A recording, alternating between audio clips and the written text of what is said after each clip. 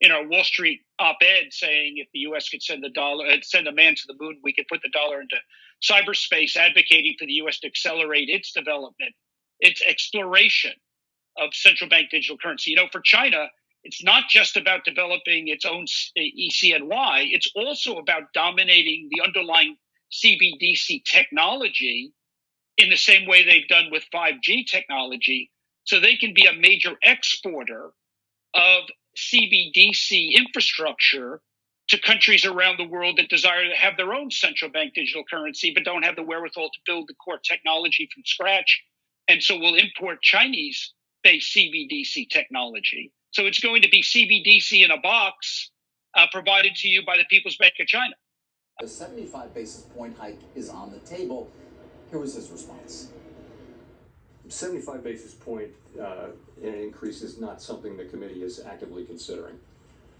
What we are doing is we raised 50 basis points today, and we've said that, again, assuming that economic and financial conditions evolve in ways that are consistent with our expectations, there's a broad sense on the committee that additional 50 basis point increase should be on the table for the next couple of meetings. That sparked a rally, for sure. Yeah, it was not sure there was an algorithm. Yeah. Somebody just said if you didn't say 75 by the market, but I was watching. Remember, the market was really teetering at that very moment when our own Steve asked that question, and it was almost as if there was something here or located in NORAD. I don't know where it was located. But just said no 75 buy, and the market does work like that because there's not a lot of players. I mean, I don't know. Do people look around? Not a lot of players. So what happens is like somebody comes in with 100 billion, with like, I don't know, 250 million. Boom. You can move things pretty quick. Yes. What has changed after yesterday? Anything? What has changed? Yeah. Has anything really changed? Sitting in front of Binance and clicking the green buy button. But we just do it in a very normal way. So we reach out to OTC desks, get a few quotes, and then we trade with whichever desk gives us the best rate. We usually buy about like $150 million clips every few days. And we do some of those things through board resolution. So that really depends on how fast people get back.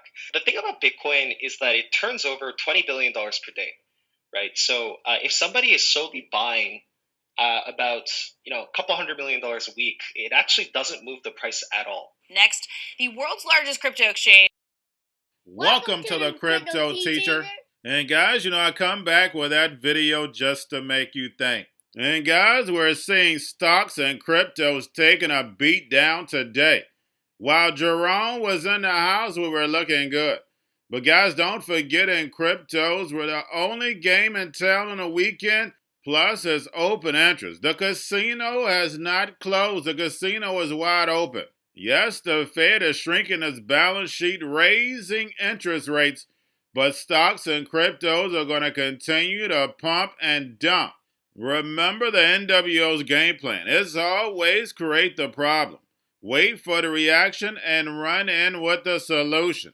And before they pull this thing all the way down, guys, we know they have to have a main event for a distraction. So that's why I stated we're going to continue to pump and dump until that next main event. And we have a few scenarios that are already out there, just like they set up in the first quarter. The NWO has a playbook. They don't change because it's 100% effective. This legacy market, along with the US dollar, has to come down. So China, the dragon, that digital Yuan, can rise back by that digital SDR. Now, we had Kramer on CNBC, and I talked about it this morning. They're laughing. They think it's funny, guys, because they know it's all rigged. And we have Terra taking the place of Michael Saylor, buying up Bitcoin. But guys, Bitcoin, stocks, cryptos are definitely going to take a beating as the Fed is shrinking. But we know they want to land us in the fourth industrial revolution. And that's when the robots, algorithms, and drones take over the economy, paying each other with cryptos. And that's the reason why cryptos are going to rise. But the sheep are going to go inside the metaverse. And remember, the crypto teacher told you, because he knows. When it comes to the New World Order, it's all planned out. You have a wonderful day. We're going to a different economy. And we're going to be learning more about that as we go. But clearly, we're learning that things can be done from remote locations. We're learning that technology can replace people even more than we thought. We're not going back to the same economy. We're recovering, but to a different economy, and it'll be one that is more leveraged to technology. And I worry that that is going to make it even more difficult than it was for many workers. In Silicon Valley, and my friends who work in technology know that what we did to the manufacturing workers, we are now going to do to the retail workers, the call center workers, the fast food workers, the truck drivers, and then even bookkeepers, accountants, insurance agents, lawyers, and on through the economy. So what happened to the manufacturing workers is a very clear sign. This effort.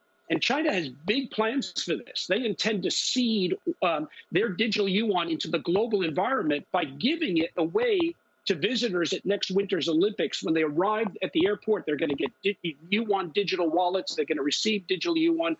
They're going to use it throughout their visits to Beijing, and then they're going to take it back to their home countries. They see this as a huge advantage. Why? Because who controls the underlying protocols, who controls the underlying standards of the future of money will control the future of money.